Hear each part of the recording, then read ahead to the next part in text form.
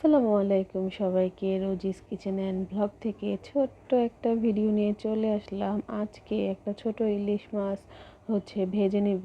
তো সবসময় তো ইলিশ মাছ আমি শুধু লবণ দিয়েই ভাজি, কিন্তু এবার একটু হলুদের গুঁড়া মরিচের গুঁড়া মাখিয়ে নিলাম। তো খুব সুন্দর করে মাখিয়ে কিছুক্ষণের জন্য রেখে তারপরে একটা কড়াই বসিয়ে দিব। কড়াইয়ে তেল দিয়ে কড়াইটা গরম হওয়ার জন্য অপেক্ষা করব। তো আজকে একটু ফ্রন্ট ক্যামেরাতে ভিডিও করলাম।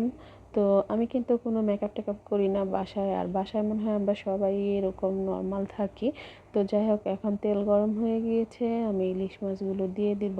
এখানে ছোট সাইজের একটা ইলিশ, আমি জানি না এটার ওজন কতটুকু ছিল, হাজব্যান্ড এনেছে। তো ও যেটা বলেছিল এটা মনে হয় 280 টাকা দিয়ে এনেছে। তো এখানে আমি 4 পিস মাছ করেছি আর লেজা মাথা হয়েছে। তো এই মাছগুলোকে এখন খুব সুন্দর করে ভেজে নিব।